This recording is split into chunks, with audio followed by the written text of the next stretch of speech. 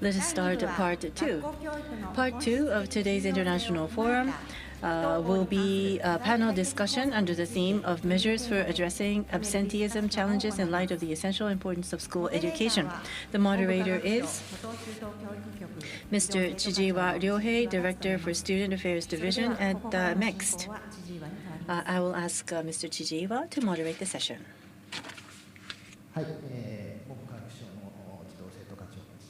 I'm Chijiwa,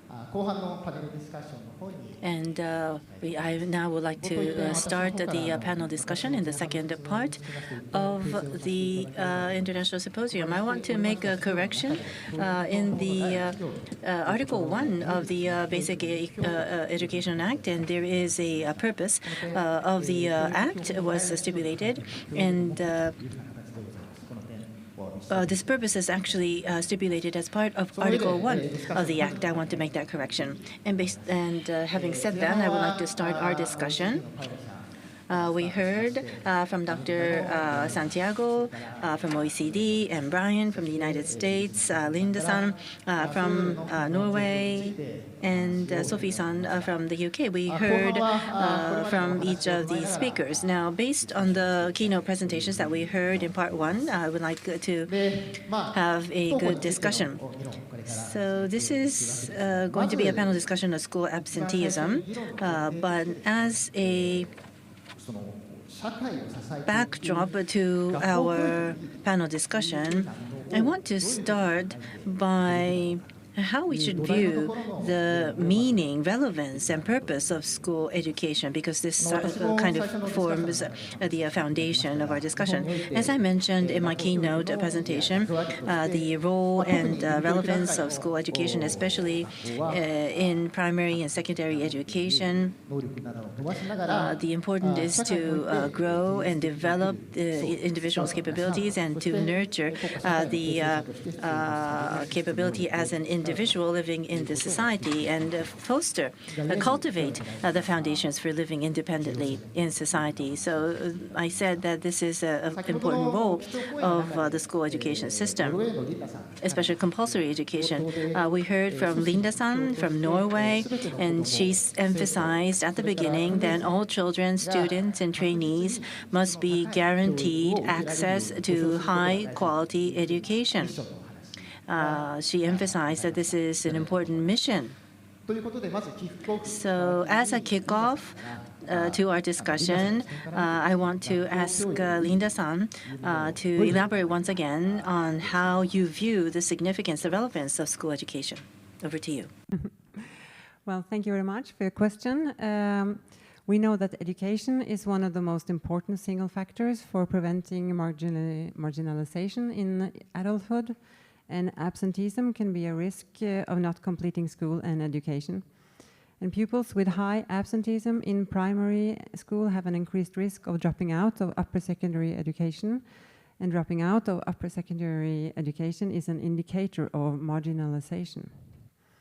Children and young people who have experienced marginalization processes are at greater risk of later ending up in social exclusion, understood as being outside work and education or other important areas in society. And marginalization and exclusion can have significant socioeconomic consequences and costs. So children and young people have the right to education. And the fact that children and young people do not have the right to education fulfilled is serious in itself, and it can have major long-term consequences for both the individual and the society.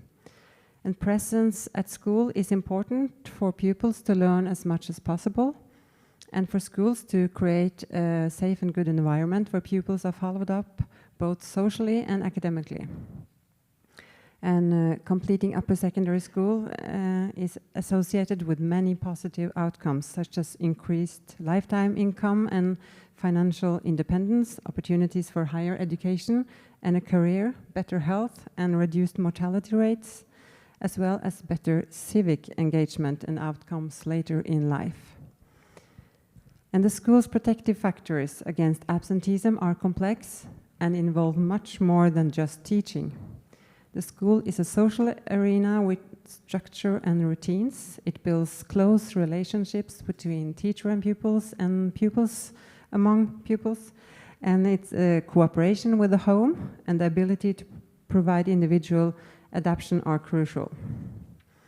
And the pandemic highlighted how vulnerable the system is when physical presence and support structures are weakened. And at the same time, after the pandemic, schools have learned a lot about the importance of having robust systems for following up vulnerable pupils, and that there's a need to strengthen these structures to prevent absenteeism. So yes, education is very important. Thank you. Thank you for that.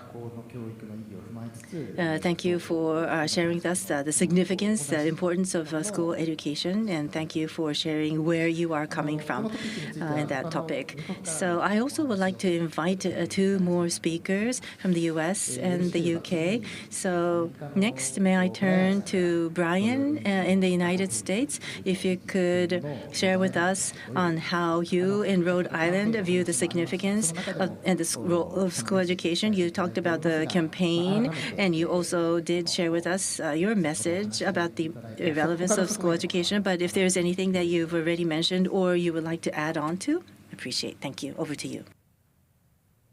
Thank you. I agree with everything that was just stated about how critical education is from an individual student perspective and how it can dramatically change the trajectory of a student's lives.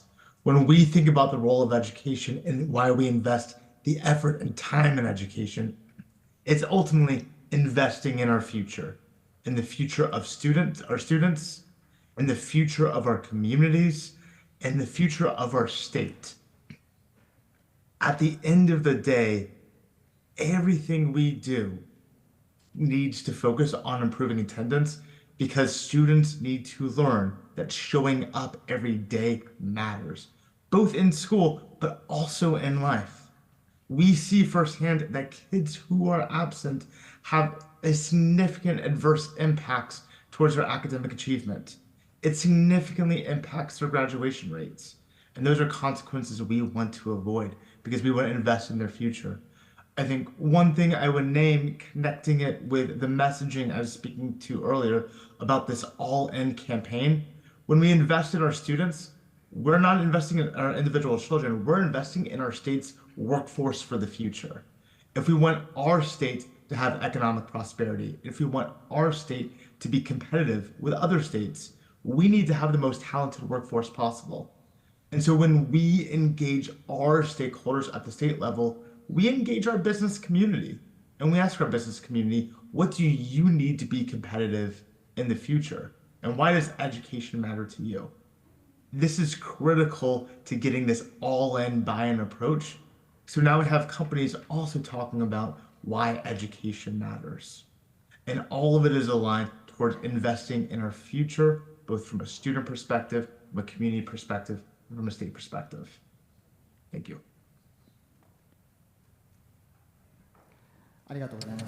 Thank you very much. I think from the UK, Sophie-san, you would be able to talk about similar matters as the UK. What is your view about the significance of the role of school education? You already talked about this in your presentation, but based on what the others said, could you make a comment, please? Thank you very much. I mean, I basically agree with everything that Brian and Linda said, so I won't repeat those things. I guess the thing that I would add to what they've said is that it's really important, and we can see some of it coming through in the data on absenteeism, that as well as focusing on academic attainment and what academic attainment can do for future life chances and for improved health, that we also focus on young people in like the here and now, so not just as people who will one day become adults, but people who we want right now to be happy, healthy, achieving, thriving young people in our communities. And that sense of thriving and belonging alongside academic achievement, I think is really important. And the sense of making sure that kids want to go to school. We know, we've talked in some of the presentations about the fact that children might be being bullied or might be unhappy or feel disengaged. So that sense that all the young people are attending and are building really good, solid relationships with trusted adults. They're building really good, solid relationships with their peers. There's something at school that they really enjoy within the academics, but also within the extracurricular or within the enrichment pathways of being able to find a sport or an art or a music or something that really engages them and something that makes them, really want to get up and go to school and fosters that love of learning and that love of creativity and the sense that all young people have potential and talents and that those can be developed within school. So it's not an either or, but just as a kind of add-on to what my colleagues talked about, I think that's really important. Thank you so much for your comment. Linda-san, Brian-san, Sophie-san, you have given us a lot of insights. What was common to the three of you is, of course, the importance of school education. And on top of that, on a personal basis, and the school is important for the future of the children and also for the development of the society. As Sophie-san has mentioned earlier, the learning about the subjects about maths, the English, or other subjects, we tend to focus on those narrow things like learning of subjects. But rather than focusing on the narrow learning of subjects, we should focus on the broader things like the creativity, like art, PE. The school is able to give so many things to children. That's the insights that we have gotten from the commentators. So we were able to share the importance of the role of school, and with that in mind, I would like to dig deeper. So there is an increase in school absenteeism everywhere. As I have said, the number of non-attending students are increasing, and that has accelerated after the pandemic. The pace of new cases is increase in the new cases is declining, but it's still a lot. But there are countermeasures being taken in various countries, which has borne fruitful results. But in thinking about the backgrounds of increase in the school absenteeism, I think that we need to think about how that happened and how should we respond to the situation is what we need to think about. So increase in school absenteeism. How do you see the background? Why did this come about? That's what I would like to discuss next. I would like to ask Paolo-san from OECD. In your material, in your presentation, in the latter part of your presentation, you talked about the reasons behind the school absenteeism. But the time was very limited, so you had to skip some of the slides. But we still have time in this panel discussion. So once again, as OECD, what are the things that you see in terms of the factors as to why there is an increase in non-attending pupils and students? If you could dig deeper into that topic, I would appreciate it. And then I would ask the other panelists to speak. Thank you for the question. Of course, an important starting point to be able to address the issues of school attendance is to understand the factors. And this is one of the aspects where we've been collecting data from countries. And I will highlight in particular what is possibly changing following the pandemic. I mean, this issue became quite urgent in countries mostly following the pandemic, but many countries are facing attendance rates that are still higher than before the pandemic, and that's why they are actually taking measures. So several of these, and basing my response on this policy survey that I presented very briefly in my presentation, one important aspect is the student disengagement, the less interest, less motivation for learning has come up as a top priority, as a top factor, as identified by the countries. There's a variety of reasons this might be happening.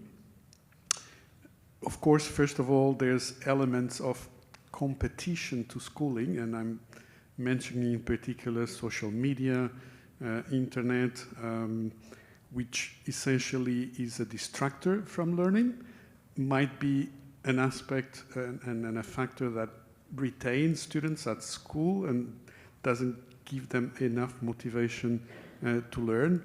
Another aspect is the boredom part, basically students feeling bored, not engaged, not finding the learning interesting. So there's aspects about how we basically make learning interesting. It is more broadly also related about the offers at school, you know, more practical studies, as mentioned in Norway, so that learning is more meaningful to students. So there's a big area that goes beyond attendance. It's about engagement, even when the kids come to school, whether they're interested, engaged, and engage in learning. A second aspect, also very much at the top of what the countries told us, has to do with mental health and well-being issues, including the effects, obviously, of COVID, which have been growing in importance. They are more difficult to detect, but there's greater incidence of them, and it's an area in which the schools were less prepared to intervene, but shows the importance of engaging with other areas such as the health sector.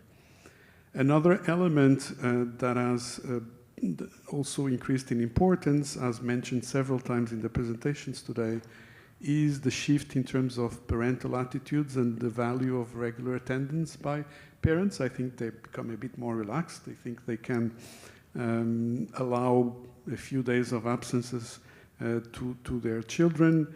There are other aspects already mentioned, such as teleworking at home. There's much more prevalence of home working, and therefore they can keep the students, the children at home. So there's a whole change of attitudes, including in terms of how they value education, I guess. Then another aspect that is becoming more important, and we see that also in PISA data, has been the school safety aspect, the school environment aspects, the school climate,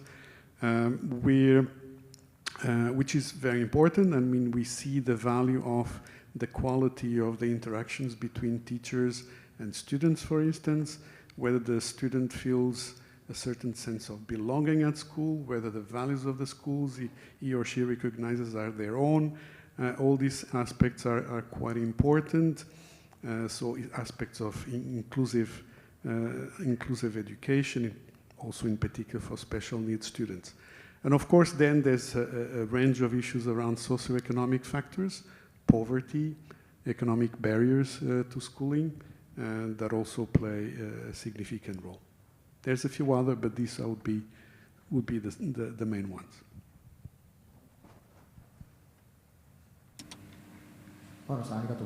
Thank you very much, Paolo-san, for that. That's, I'm sure, the things that have emerged out of the study that OECD has conducted. So based on what we've heard from Paolo-san, I want to turn to other countries, starting with Brian in Rhode Island in the United States. We heard earlier that there was an increase after COVID, but now with your initiatives, you're seeing a decrease in absenteeism. Impact of COVID must have been very significant in the rise of non-attending students, but what were some aspects of pandemic of COVID-19 that has led to the increase in non-attending students because of COVID? How and why do you think that has led to the increase of absenteeism? If you have any ideas, please share that with us. Yeah. Happy to share and agree with everything my colleagues have just mentioned and throughout their presentations. The COVID-19 pandemic was a significant disruptor to our school system. Actually, the very first cases of COVID in our state were due to a school field trip. Since day one, we've seen the COVID-19 pandemic significantly impact student mental health. It's disrupted school classroom systems and structures, and it has made students feel more isolated and anxious. That is why, since the pandemic, yes, we've made concerted efforts to improve attendance, but we see student mental health consistently be one of the top reasons why students are absent right now. We actually administer a survey every single year to students, families, educators, and school leaders about a wide range of topics having to do with school climate and culture. And we asked them, why are you absent? The top two reasons our student is medically sick. The second is due to mental health. So that's informed some of our efforts that we've had over the years to address student chronic absenteeism by focusing on mental health. While COVID has disrupted, I think, our system writ large and we've tried to recover, we also recognize COVID has significantly disrupted individual family units. And so when we think about understanding why students are absent, one of the areas where we coach schools in our multi-tiered systems of supports is getting under the root causes of student absenteeism at an individual level. I want to recognize an amazing organization, Attendance Works, who we work closely with, but they identify 4 key areas of root causes for why an individual student might be absent. It's barriers, which could be medical illness, mental health illness. It could be something like lack of transportation or housing insecurity, aversion to school, such as an unwelcoming school climate and culture, disengagement, so as Paula just mentioned, lack of engaging school climate and culture. We need to create the value proposition with a meaningful, rich, joyful culture of school that makes students want to show up. And then lastly, misconceptions about the importance and attendance of school. So as we think about addressing our solutions at a statewide level, we're tackling each and every single one of these key root causes.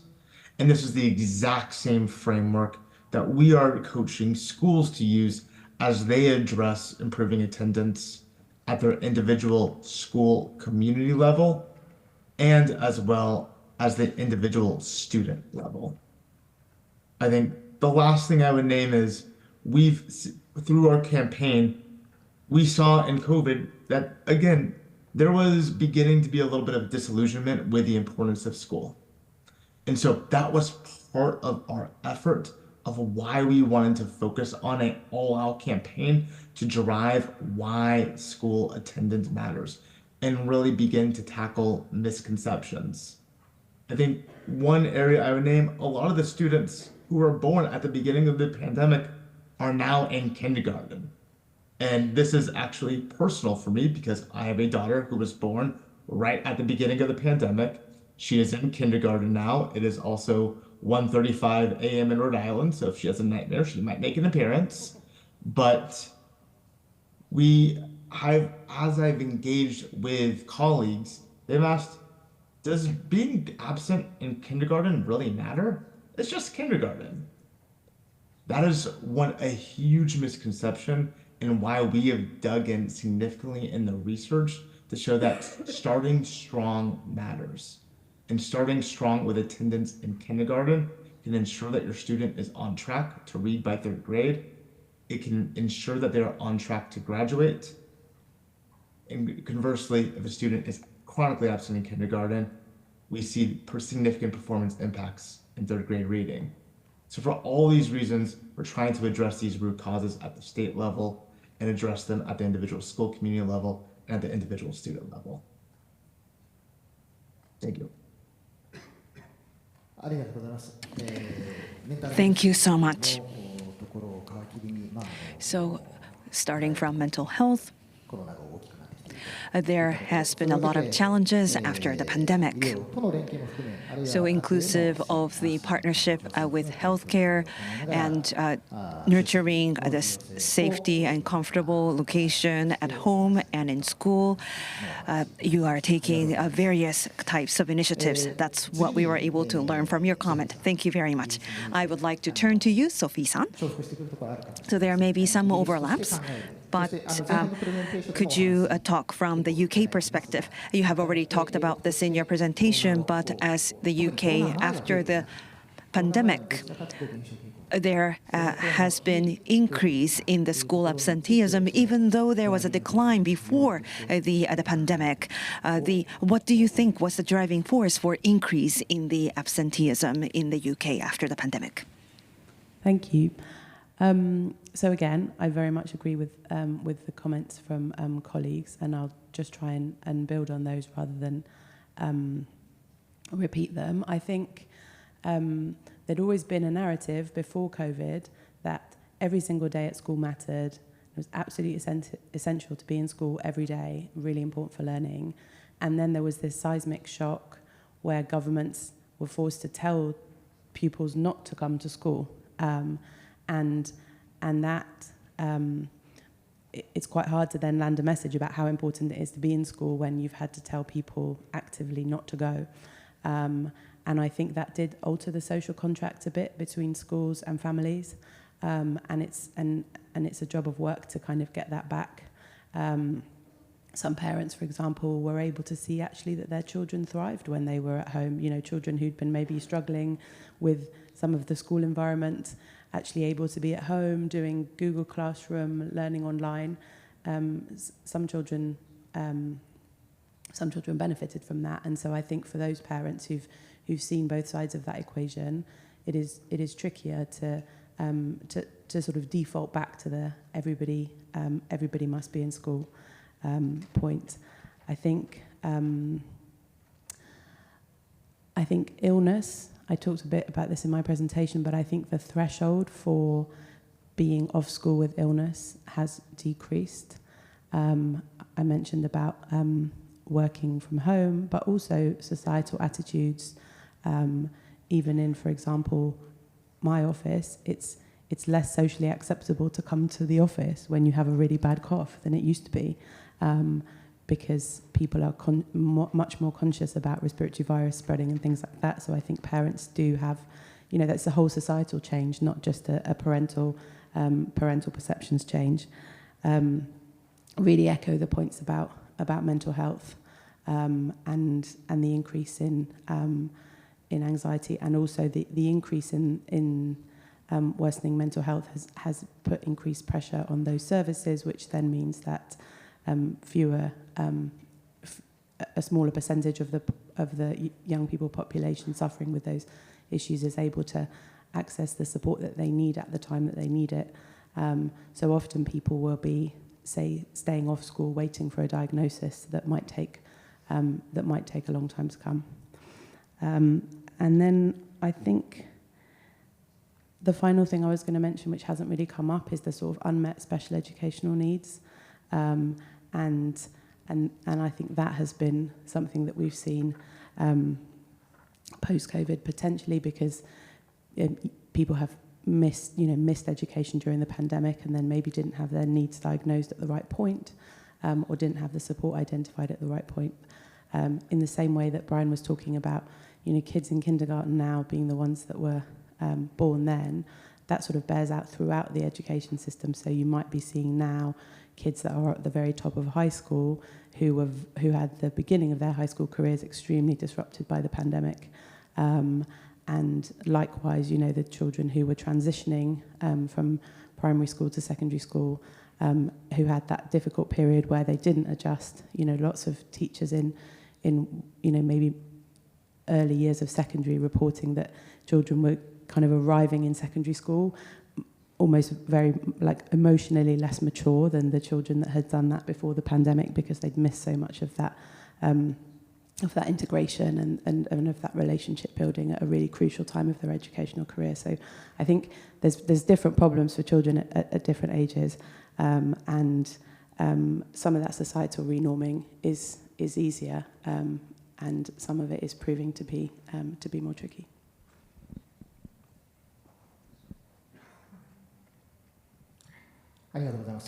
Thank you for your comment. So pre-COVID and after COVID, in various countries around the world, including the UK, there has been various changes, and that impacted the school absenteeism. And thank you for your insights about those matters. So I would like to move on to Norway. Linda-san, in your presentation, you talked about creating the environment which is safe and comfortable for the children are very important. And I'm sure that there were various challenges that you face from that perspective, and you talked a little bit about that in your presentation. So from the Norway perspective, the increase in the school absenteeism, what do you think are factors behind it in Norway? Could you share with us your thoughts? Thank you very much. I quite agree with the other comments here, what they are saying. But regarding the driving factors, actually in Norway we often say that we don't know. We can't point at one thing because it's complex and multifaceted. And the school is a part of a broader social context, and trends and developments in society will always have an impact. But we have some Scandinavian research which shows us that it distinguishes between individual, family-related and school-related causes, and the examples of individual explanations can be found in studies that examine psychological issues such as anxiety and depression, lack of sleep, and somatic and subjective complaints. And family-related explanations may include parents' health and education, employment and background. And being exposed to abuse can also be a risk factor. But in the recent research has pointed to the need to look more closely at the causes related to school and society in general. And school-related explanations may be found in the school environment, in the relationships with classmates and teachers, and being subjected to bullying or experiencing academic difficulties. So, and school-related causes is the thing it's easiest for us to do something with, so we are focusing on that most. And there are few studies that tell us anything about pupils' perspectives on their own absence. And as I mentioned in my presentation, we are using findings from qualitative participatory processes with children and pupils in the development of guidelines. And we ensure active involvement from parents and pupils with experiencing absenteeism in this process. So that's quite important for us, both now in our existing and forthcoming recommendations and guidelines. We will place great emphasis on dialogues, involvement and participation from the pupils themselves to find the causes. Thank you.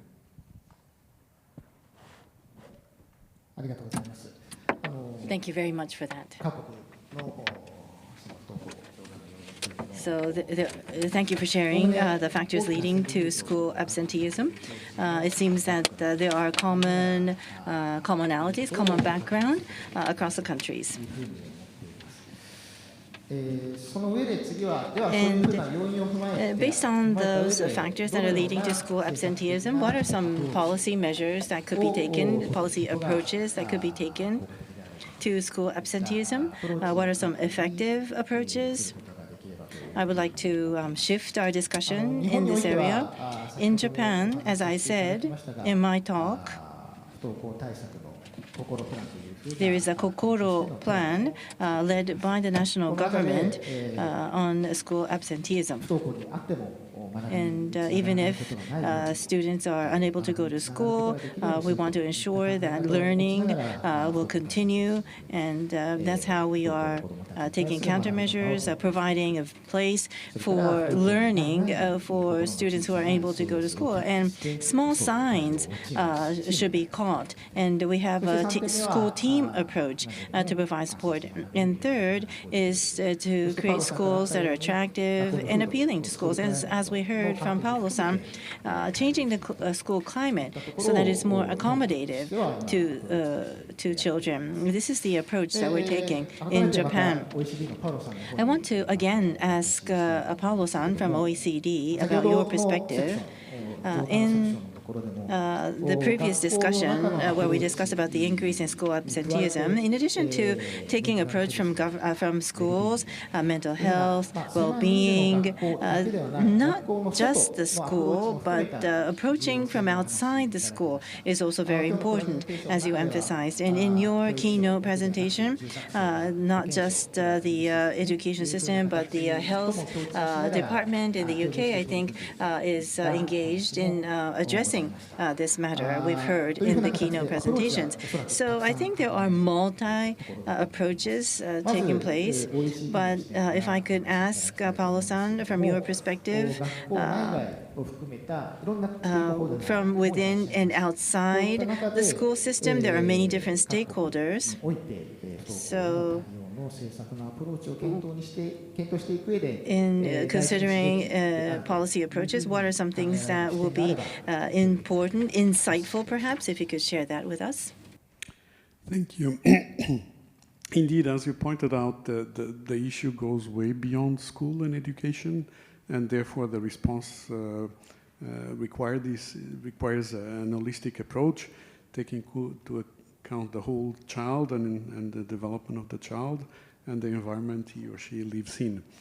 One important starting point, and maybe I will highlight a point that Brian made, is the importance of addressing the issue of attendance from the early age and at all stages, because it's really at the very early stages that your motivation to learn, your attitudes to learn are shaped.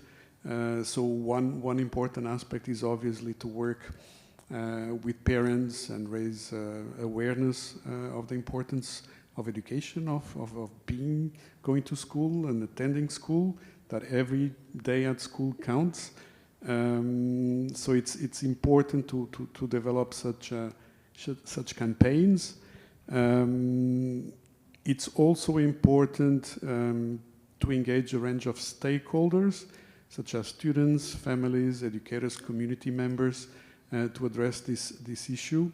I would highlight the example of Norway about involving students in this commission and asking for their views, their perspectives, taking into account, because it's obviously the ones that are leaving the issue of attendance, and we need to involve them. So student agencies is a particularly important aspect. We need comprehensive solutions that are sustained in time, so therefore that goes to the depth of the reasons and the causes. It's also important to involve a range of other areas, such as health, in particular, support at the school level with a variety of staffing that goes beyond the teachers themselves, psychologists, social workers, because every child is a different child and has different issues that explain attendance, so responses also need to get individual. There's also an aspect that certain groups have certain particular reasons to miss school, and therefore also we need targeted responses depending on the group we are addressing. We need also to develop capacity at the local level, in teachers, in school leaders, to identify issues, for instance, mental health issues at the school level. We also need structures that permit interactions with parents and connect with parents, communicate with them, and establish links so that this is a community approach. So whole school, whole community approaches are clearly a priority. Also making sure that responsibilities are clear across the different elements in the chain of responsibility, that there's preventative support systems, systems that permit to identify early the issues, give voices to students and families, and also, very important, and we've seen several very good examples here, develop good data and timely data that allows immediate responses and targeted responses to address particular issues of attendance.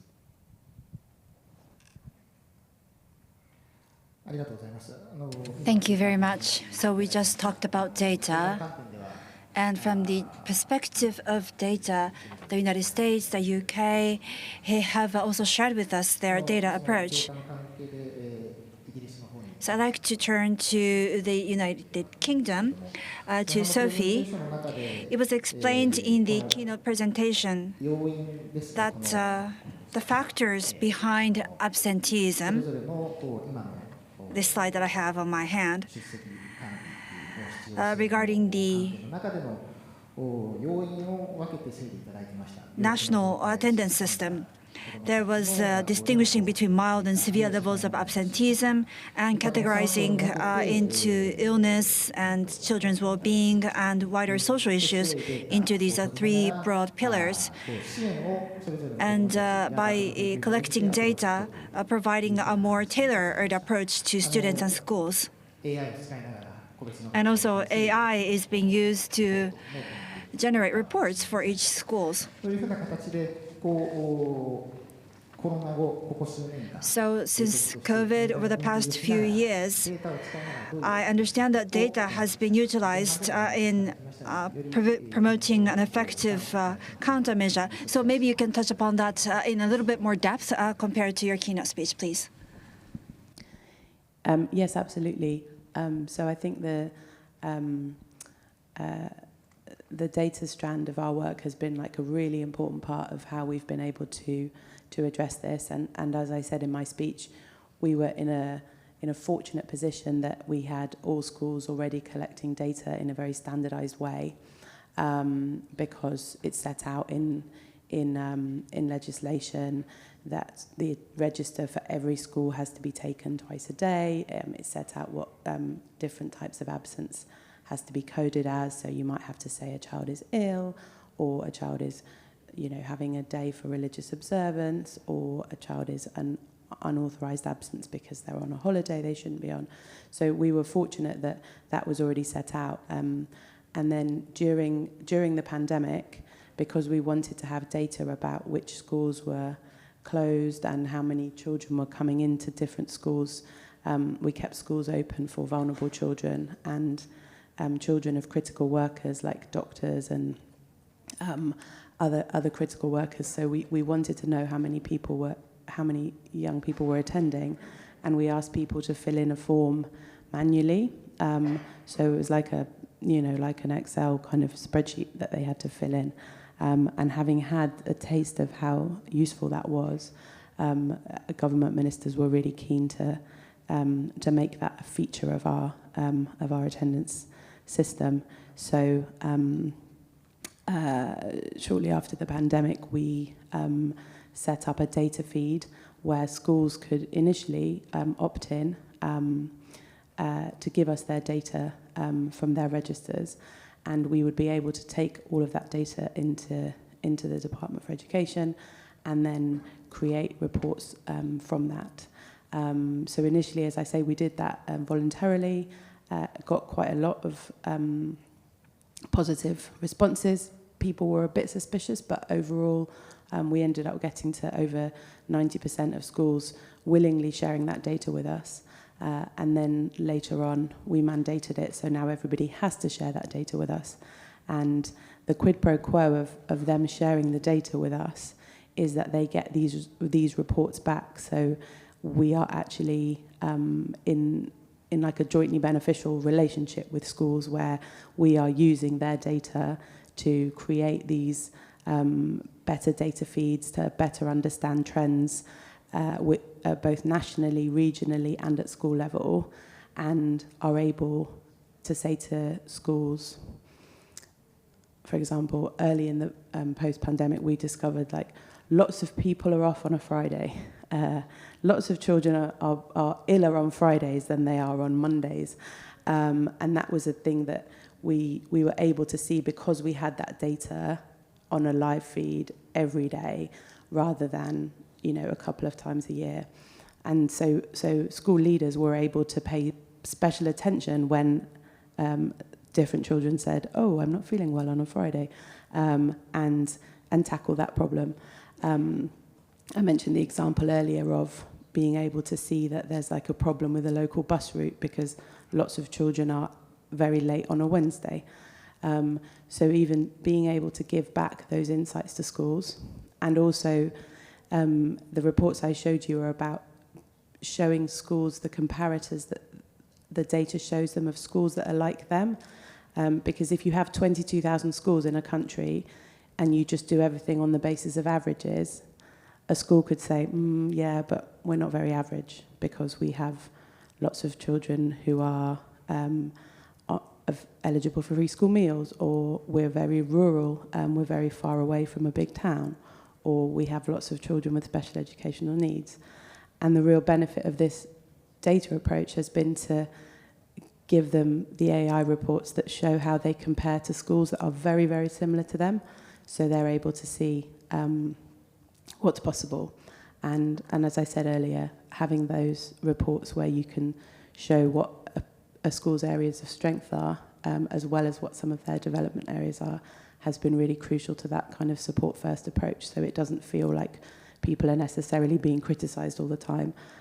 It's that sense of some bits of this are easier for some and harder for others, and that real sense of support first and all of the system working together to pull in that same direction of getting as many children attending regularly as possible.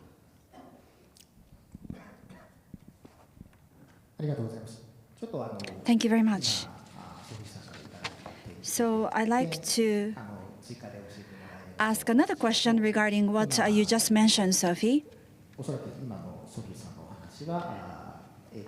So you were talking about the central government's policy from the education department. So in the UK, there's a central government, and then there's the local government, and then there is the schools. And so it is very important to capture the different challenges being faced by schools. And you said that support-first approach is being taken. In terms of supporting the individual schools, what is the role of the central government? What is the role of the regional government in supporting schools? For example, is it the case that the central government sets the overall direction and then recommends that to the local governments, but the actual actions toward schools are being taken by the local governments? In terms of the school absenteeism, can you talk about the roles that are being played by the central government, local government, and the schools? Please. Thank you. Yeah, so local government's role in education in England has changed over the years. So pre-2000, all schools, I'm going to say 2000, more or less 2000, all schools were under the control of their local authority, so the local government in their particular area. And following 2000, that we introduced the concept of academy schools, which were schools that were outside of local authority control, and these schools would be run by charitable trusts. Initially, they were taking over schools that were underperforming and improving them. And then post-2010, trusts were able to take on schools, not if they were underperforming, and there was a big move towards more school autonomy. So there is now much less local government control of schools and quite a lot of national government relationships directly with these trusts that run schools. So you might have a trust that runs schools in all different parts of England, or you might have a trust that's very localized, but the relationship with the Department for Education, the central government, is with those trusts. And that relationship is specific to educational attainment, really. So the ethos was give head teachers more autonomy to choose the shape of their curriculum, the teachers that they were employing, and basically let those decisions be made by educators rather than government officials. So directly in educational performance terms, government, local government doesn't have very much to do with schools. The role of local government in England is much more about sort of additional ancillary services. So local government runs social care, they have a big role in special educational needs provision, they have a big role in early years education, they are under a duty to provide sufficient early years places. So we've made a kind of web system where you have schools, and by definition the trusts that run schools have got very direct relationships with all the families and the parents. And when I talked about there being a big volume problem and then a sort of chronic problem, the schools are focused, we've tried to get schools to focus very much on the volume problem. And then the chronic problem is cases where schools have to work with other services to get those things sorted out. So, and that's where we would expect the role of local government to come in. So local government wouldn't be holding schools to account. We have a regulator for that called Ofsted. And Ofsted is like the inspector of schools, and on cycles would go around and they would sort of score a school that assessed whether a school was good at various different things, including leadership, relationships with its community, educational engagement, behaviour and attitudes, attendance. So local government isn't holding schools to account, it's working alongside schools to tackle some of those bigger challenges, some of the more complex challenges. So for example, if a child is living in a house where there's a domestic violence issue, or a child is living in a house where the parents have been made homeless and they're having to find, you know, they're living in temporary housing, is that kind of thing where a local government would intervene more. And I mentioned the role of kind of regional support, so we have regional teams within central government that work with trusts in particular areas, and those conversations are support first, but also a bit of challenge about why maybe some things aren't operating as well as we would like.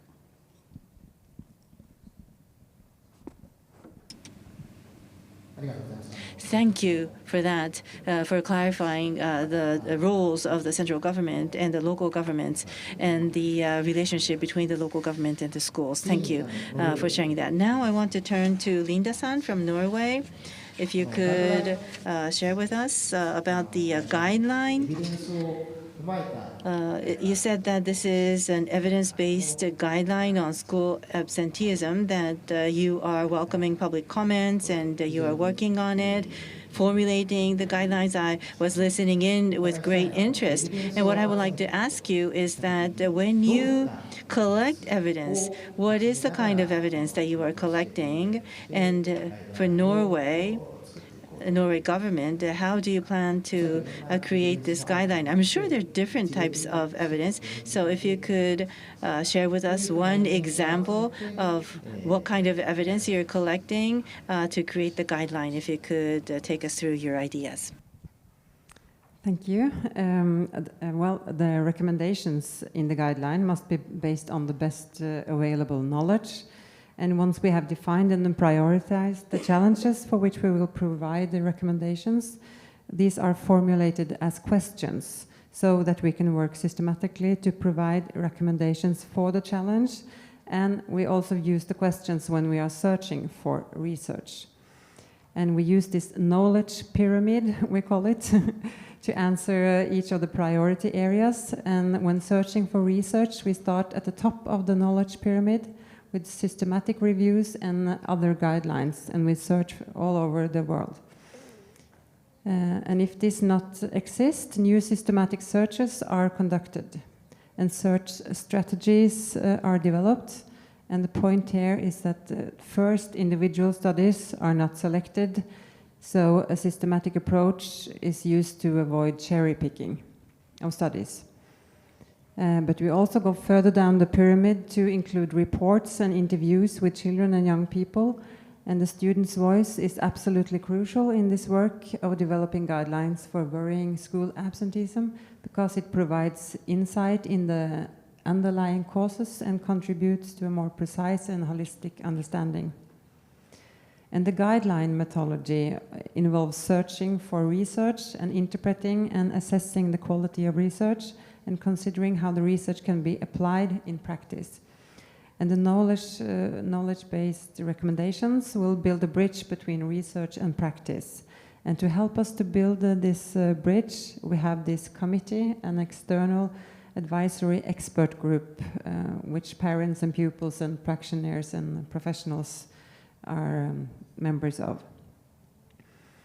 And they assist in interpreting the research. They are translating knowledge into concrete recommendations and assessing these with regard to feasibility, resources, and acceptability. So how is this useful for practice? And the whole process and the knowledge base behind it will be transparent and verifiable when the recommendations are published. So all the knowledge bases will be produced by the researchers, will be published as a report series this spring on our website. And I don't have any case examples now, but we may publish some examples of good and effective practices to support the implementation of the guidelines. Okay, thank you. Thank you very much. So I look forward to the guideline being formulated going forward, and we will continue to watch out for the guideline development in Norway. So let us move on to the next topic, which is the measures to support parents and guardians of the students who are absent from school. So in relation to school absenteeism, of course, there needs to be support for the children and students themselves, but also support for the parents or guardians may also be necessary. In Japan, we are trying to secure a budget so that the local governments are able to provide consultation and support for the parents and guardians of children who are not able to attend school. So from that perspective, I'd like to ask Brian, your example from the Rhode Island. So you talked about the Attendance Matters campaign, which was carried out statewide with the governor and the top leaders promoting this. And I believe that such information sharing activities also involved the parents.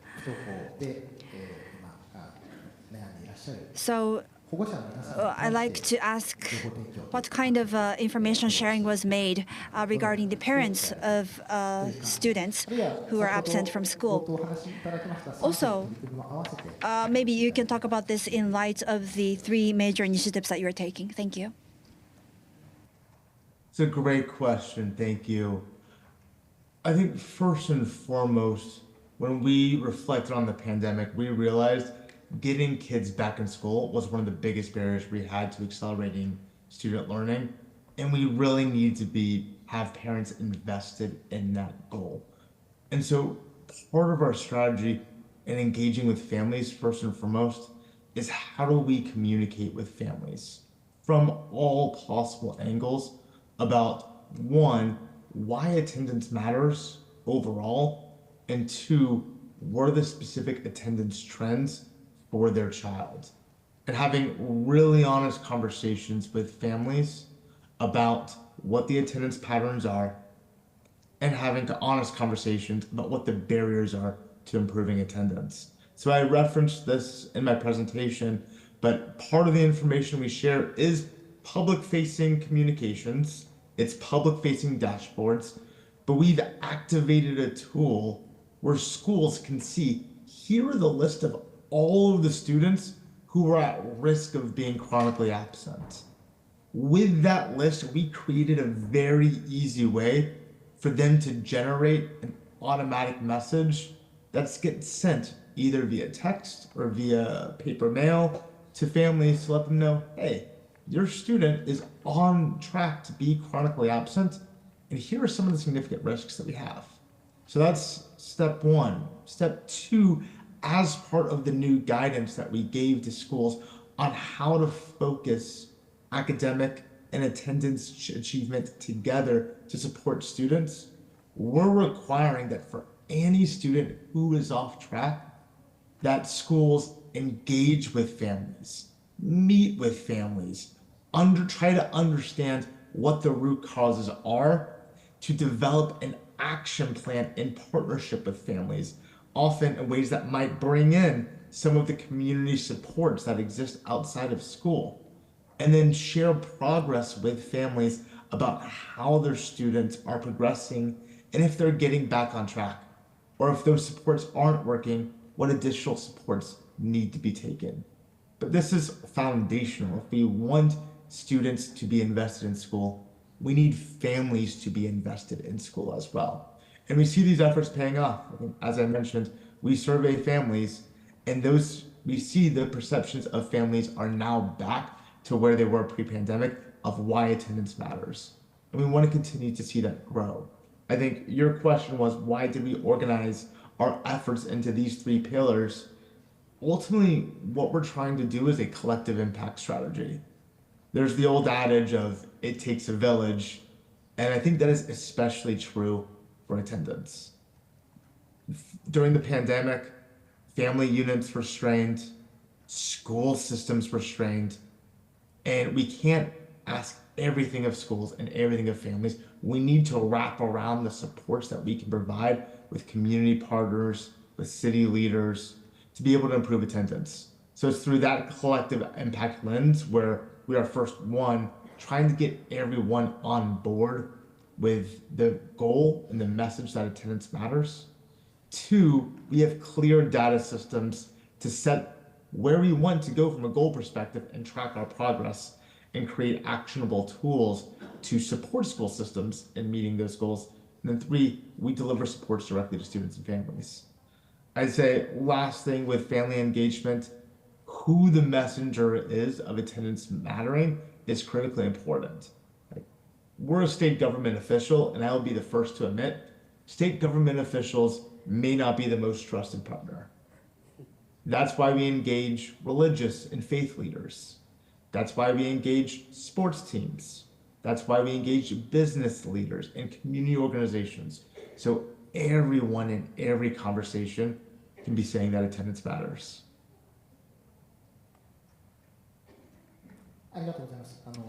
Thank you so much. So I would like to ask another question to you, Brian-san. Out of the 3 pillars, the 3rd pillar in the support to students. So this mental health support was something that introduced and to the students as well as the parents. And while sending messages to students, I think that you are providing specific support to students. And you gave an overview during the presentation, but how do you provide mental health support in Rhode Island to the students? Could you elaborate? Absolutely. We do that in a variety of different ways. First, we have a partnership with an organization called Hazel Health. This is free telehealth mental health services accessible to students, families, educators across the entire state. Part of our role as a state is we activated the partnership, and then we work with school systems to implement it within their local school communities.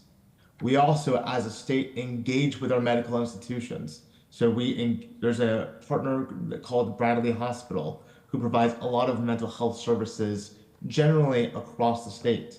We've engaged them to enhance what are the supports they can provide to schools directly, and how do we create a professional learning series with Bradley where we bring in school teams and school district teams and provide coaching and professional development really around supporting mental health and the intersection of that with attendance. That's a new professional learning series that we've launched and coaching that we're providing. Through our school improvement efforts, we look at multiple data sets, and we look at our annual survey, has questions about attendance, it has questions about school climate and culture, has questions about mental health. So as we coach schools with their school improvement efforts, we bring these data sources together as well. And it's lastly, we also engage deeply with our school counselors. And throughout the school counseling function and strengthening the school counseling function, trying to connect that with attendance. Throughout all of these efforts, one thing I would call out, we are intentional about not trying to make attendance be its own one-off new initiative. We hear loud and clear from schools and educators, there is a lot on their plate. So instead, all of these efforts focusing on mental health, focusing on attendance, we try to embed these intentionally in the efforts that are already existing with schools, so that way they're operationally feasible.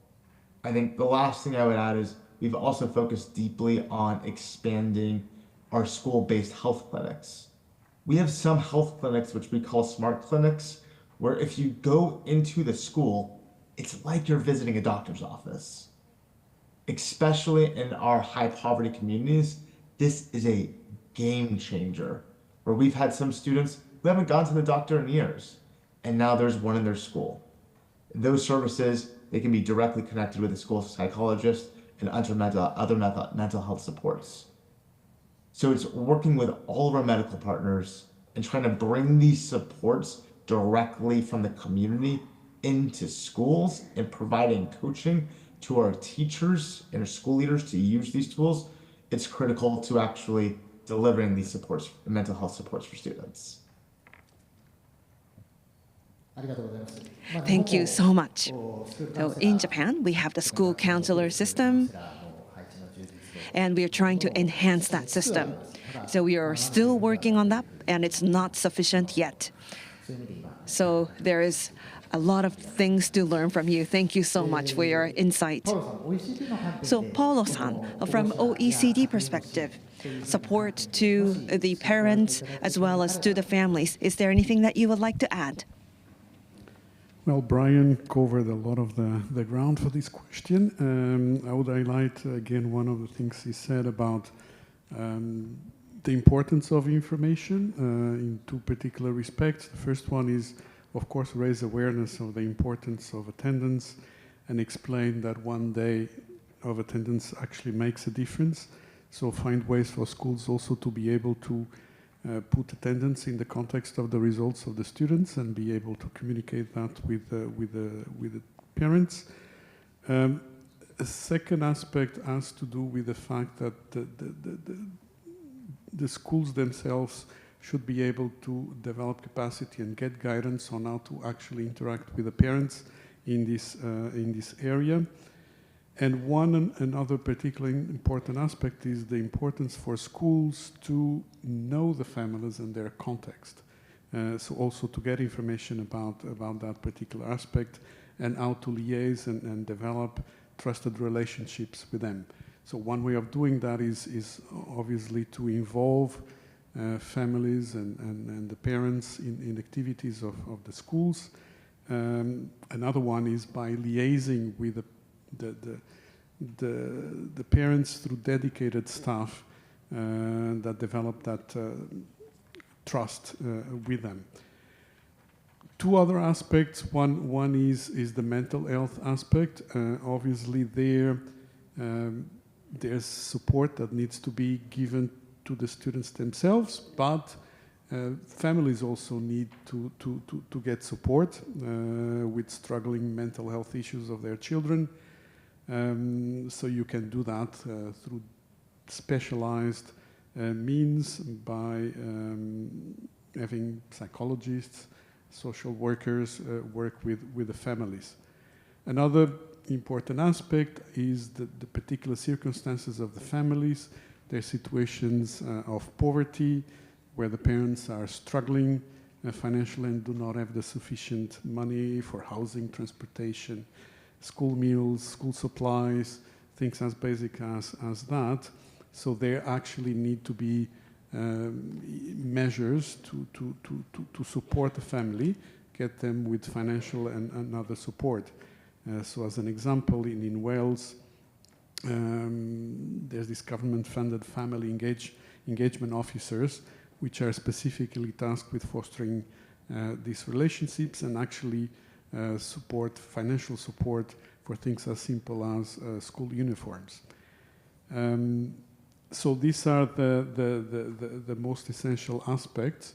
So the connection, but also at the different levels, mental health, circumstances of the families, and making sure that the schools themselves can engage in a trustworthy relationship and provide guidance for the parents themselves to address issues of attendance of their children.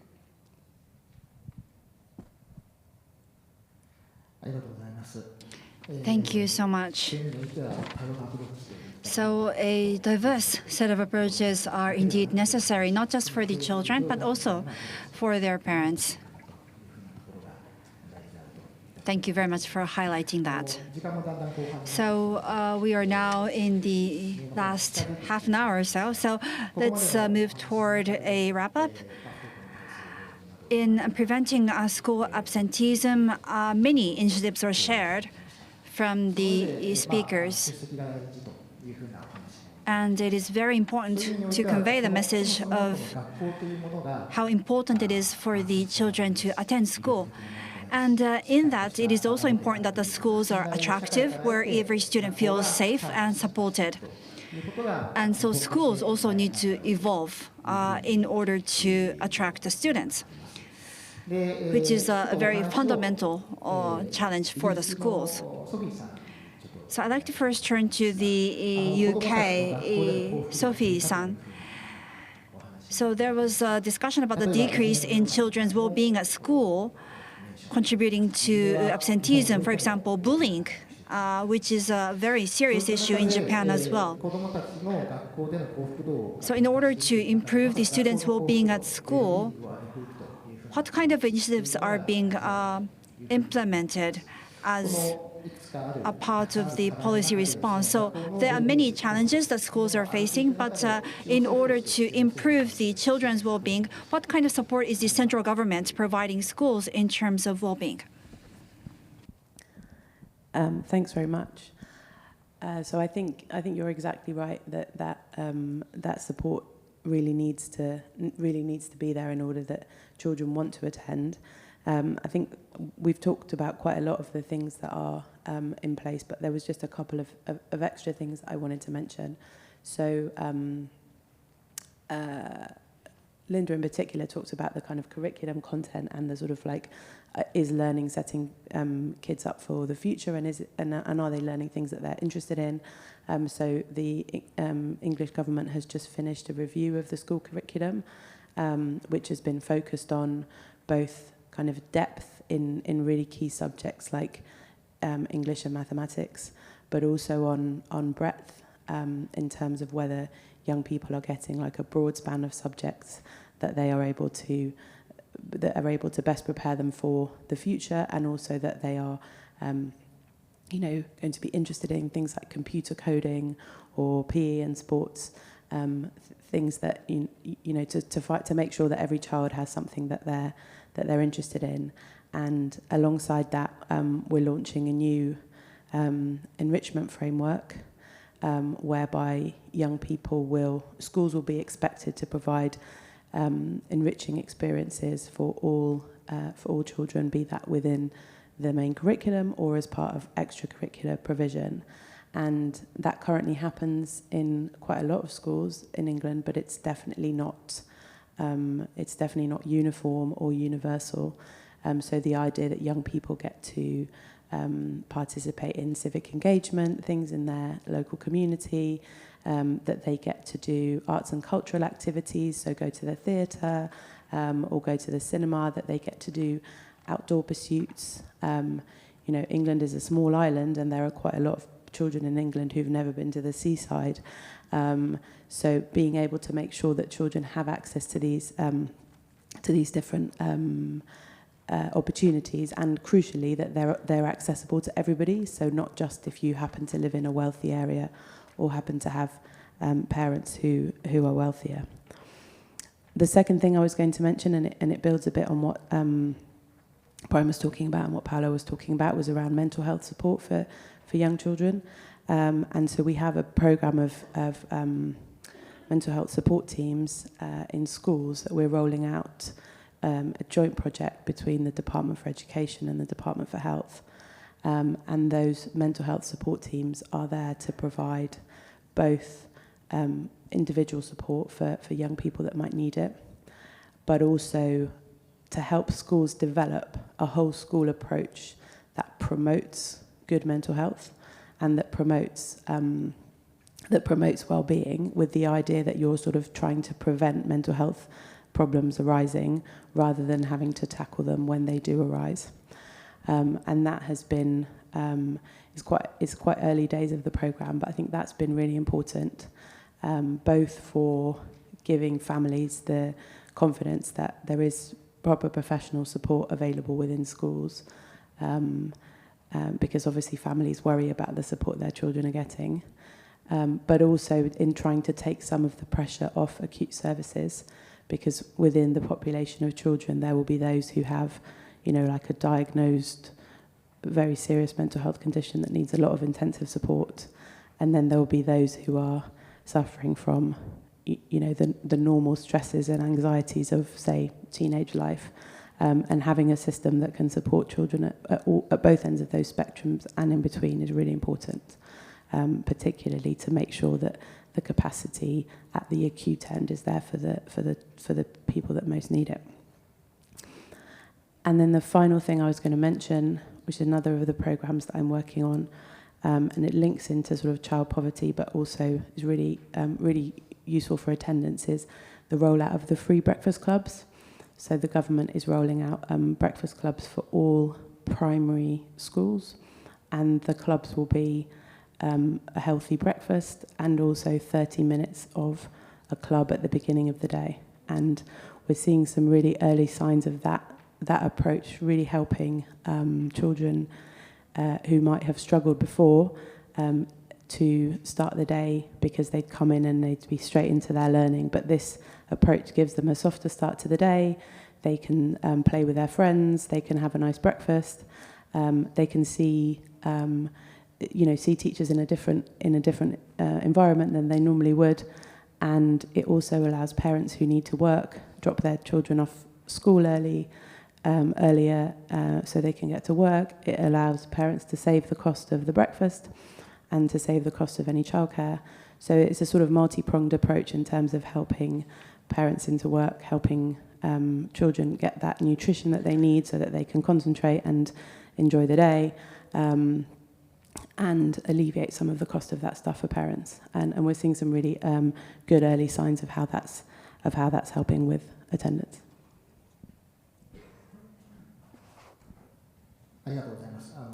Thank you for your comment.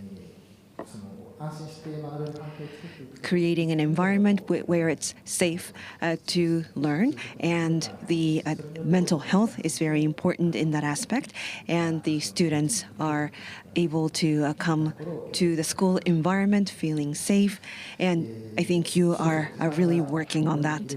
So we only have 11 minutes left, so I would like to move on to the last theme for us. The time flew. But from each country and OECD, we have gotten a lot of insights about school absenteeism, what elements are behind that, as well as the initiatives taken in each country. So last but not least, I would like to solicit from all of you. Well, we talked about broadly the school education and the school absenteeism. And in the challenge of school absenteeism that we talked about today, what do you think were the common elements that were brought up during our discussion? And as an organization, was there anything that you have learned from other countries or organizations that you have learned? So I would like to ask you first, Paolo-san. Thank you.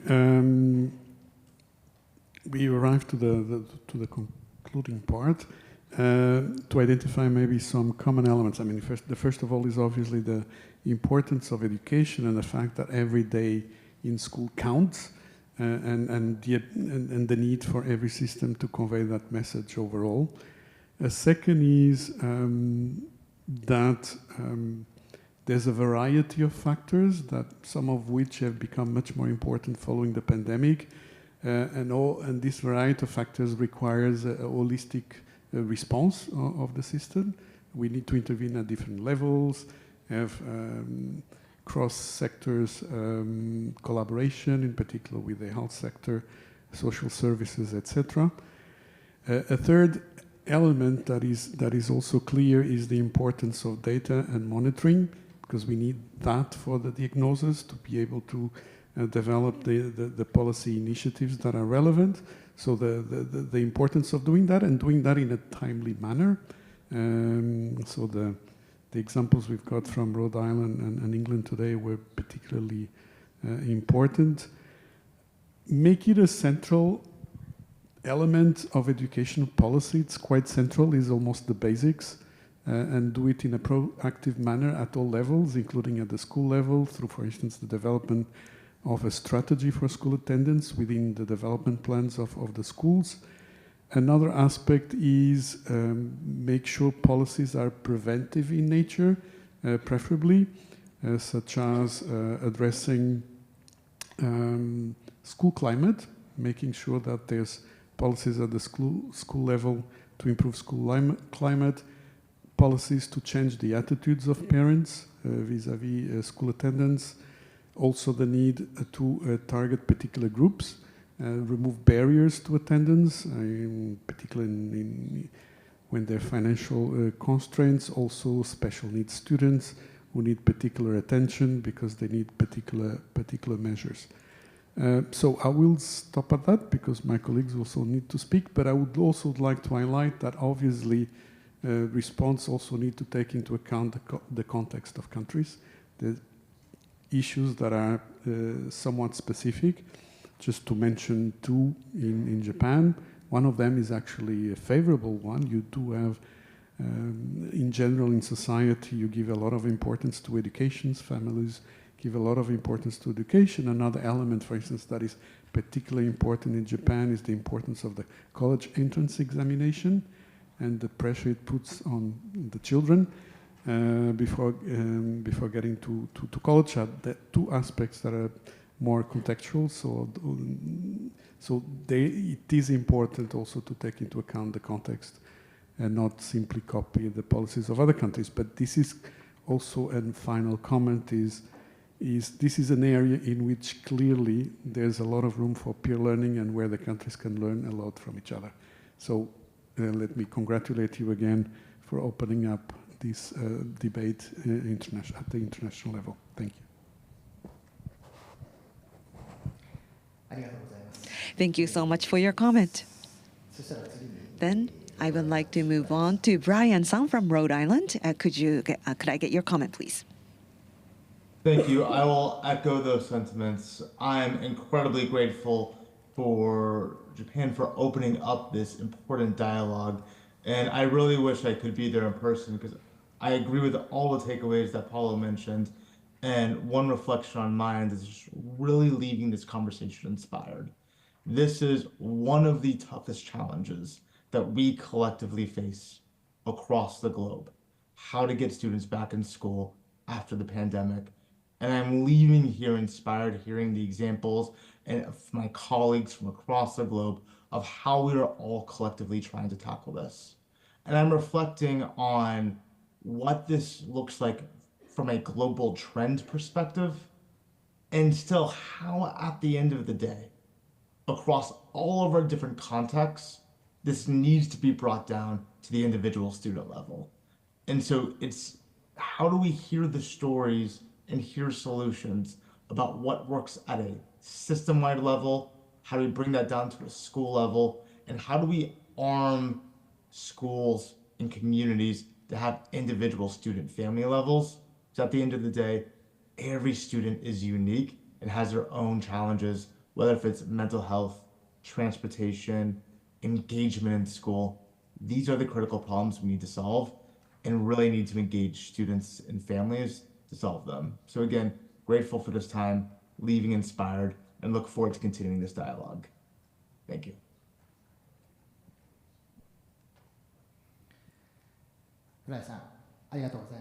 Thank you so much, Brian.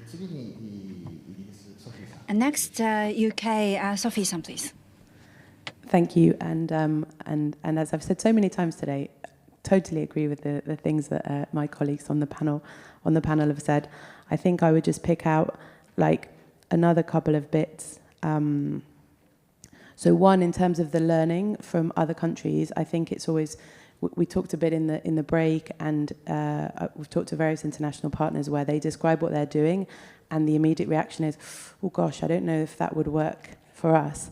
And it's been quite interesting to see some of the commonalities, and actually, even if some of the starting places are different, that sense of trying things and seeing if they work. So I really liked Brian's thing about giving parents the data. You know, we're talking about data sharing. We give all the data to schools and to the newspapers and to the local authorities. Why not give it to parents? So that idea of trying things that we haven't tried before feels like one of the really big benefits of joining this kind of international collaboration.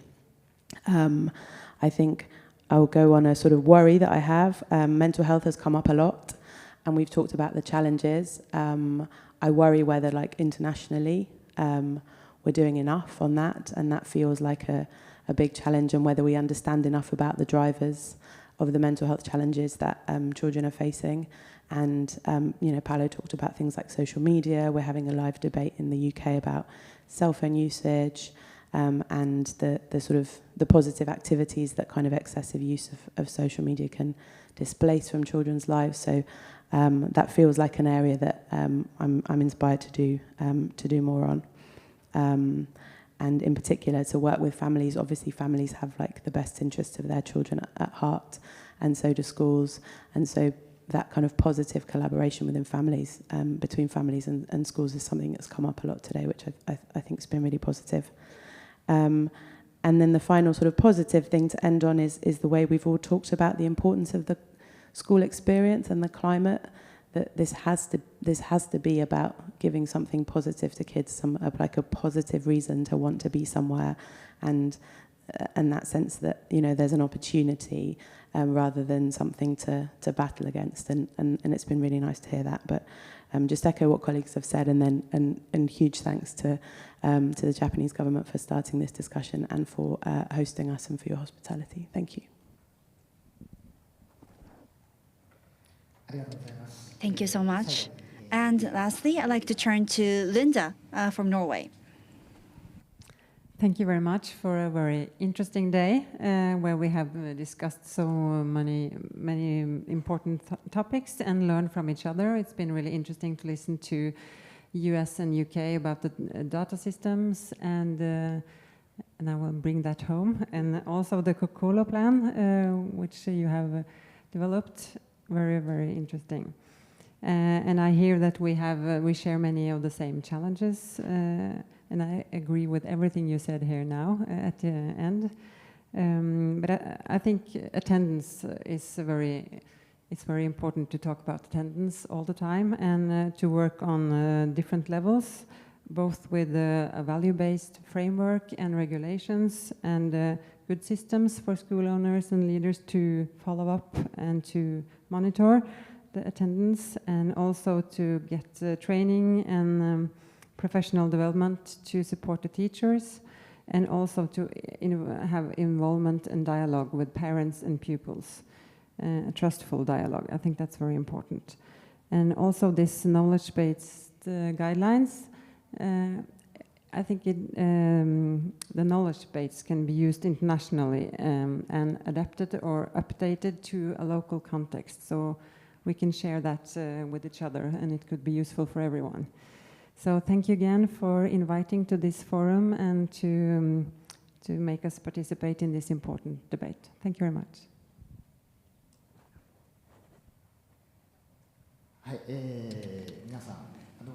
So thank you so very much to the speakers. I think we are perfectly on time. So Paolo, Sophie, Linda, and Brian, I would like to thank you so much for your participation and cooperation. So starting from the Senior Deputy Minister Yano's comments at the onset, school absenteeism is a very important and grave issue for our ministry.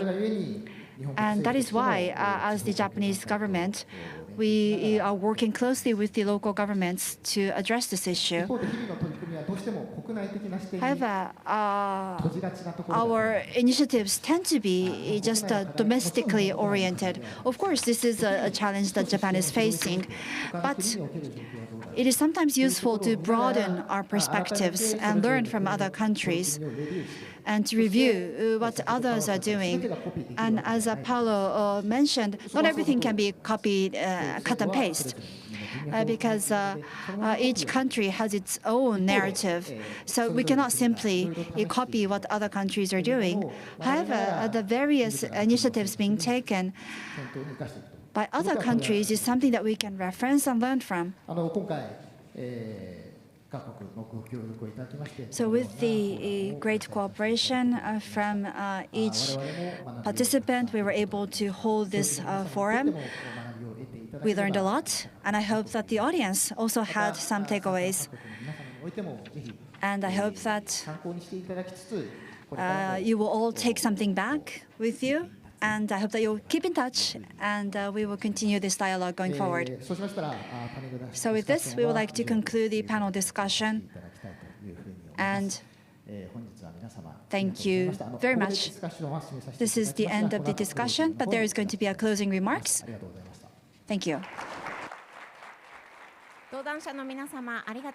Thank you very much, panelists.